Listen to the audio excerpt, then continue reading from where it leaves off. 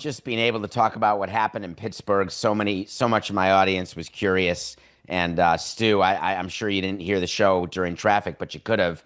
But a lot of talk, though it's not rated anymore, so maybe it doesn't come on your feed. Right. But that, yes, there was a fight between a game day employee and a fan. And that does not happen every day. And everything seems to be happening to Pittsburgh this season. It's been a nightmare for them. There's a lot under the umbrella of everything seems to be happening in Pittsburgh, because we didn't even get to the story, is that a human being falling out of the stands? Yeah, that was a human being who broke his back, neck, and clavicle. Why are you laughing during that? Oh, Why would you laugh during that? It was your transition, I think. No, but broke his neck and clavicle, and what else? Like, you can't laugh when you're saying that. What would you have given him, David? Like, what is the compensation had that happen when you were president? So I got a funny one for you, Billy. Someone contacted me and said, would I pay for, in that situation, were I to be president of the team, all of his medical bills? And the answer was no. It wouldn't even be a thought of mine to pay the medical bills. What we did is provide first responder help immediately. Both team trainers were there. We made sure that he got to the hospital in the ambulance, and, a follow-up card with a little PR statement saying we're sorry and we hope you get better. But come on, it's not our responsibility. You can't fall out of the stands, no matter how jubilant you are, with a double by Andrew McCutchen. But don't worry, they did the investigation. He had 2 beers. Only 2 beers. Wow, so he was at fault. Is that why you would field teams that wouldn't get excitement out of the crowds and would jump out of the stands by accident? How often do you see that exactly?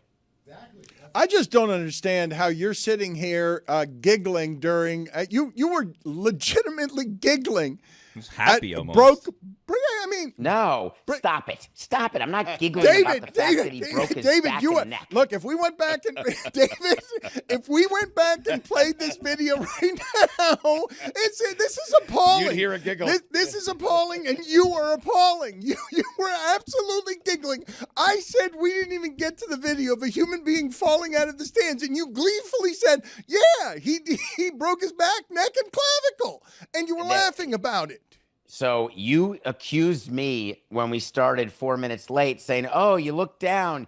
Are you happy to be at work? And I was saying, I'm great. Like, everything's good. And then you're like, by the way, a guy almost croaked in the stands. I'm like, yeah, but he didn't. It was just neck, back, and clavicle.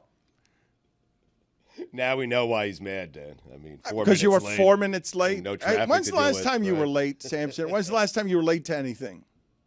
I'm not late, but again, it doesn't matter. You have stuff to do. You have a show to run. I'm very happy. Wait a minute. Are you ever late? What do you mean? Very happy. Tension here. You have stuff to do. I'm very happy. Man, you're onboarding today, onboarding the show, onboarding me and onboarding David. Let's turn the vibes Pressing around. me on personal medical information. It's appalling what he's saying. I want you guys to imagine, okay? David Sampson runs the Pirates. A human being has jumped in a video to what could be their death. And instead, thankfully, it was only all these horrible things that will mean limping through the rest of your life, because those things aren't meant to be broken at one time.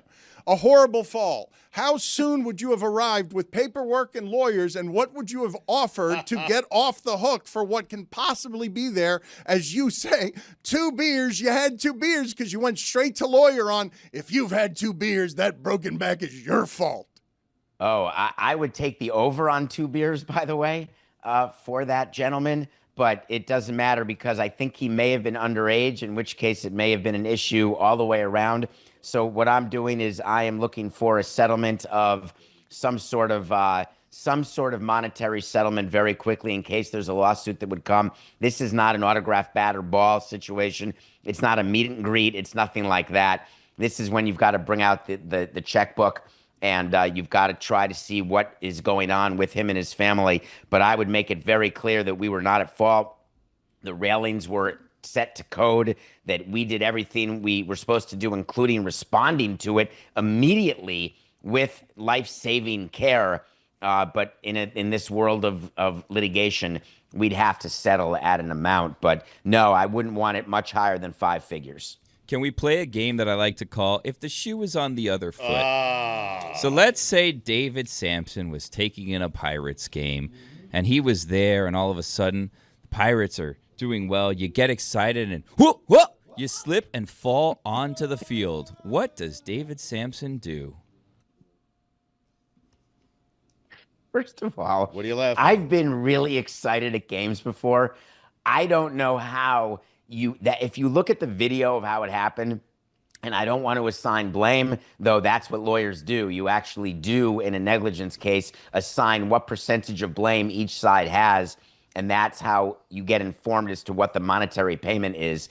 But it's impossible to look at that video and say that the Pirates were 100% to blame for what happened. And I don't know if you want to show the video or if we can. I don't want to get us in trouble. No, we're good.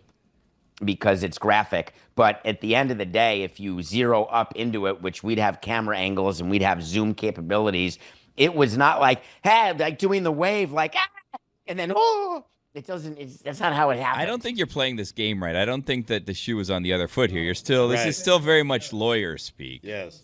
Like, I don't think you want me to be the one on my back with raccoon eyes bleeding out of my ears and ask what I'd ask for? I don't just put the shoe on the other foot. I don't want. He just wants the shoe. If you were, what would you do? Because I don't think that the approach you would take was, well, the railing is adequately high for me.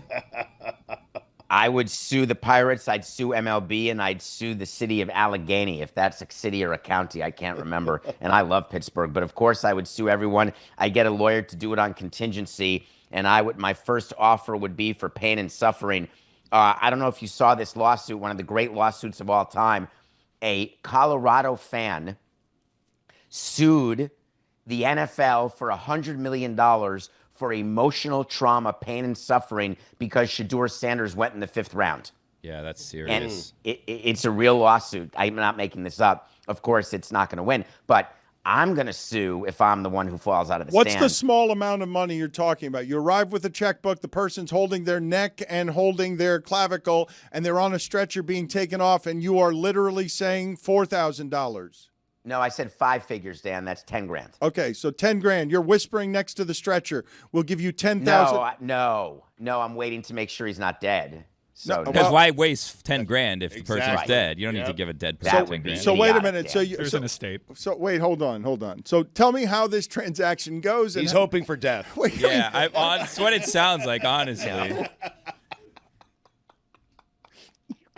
I love Wednesdays.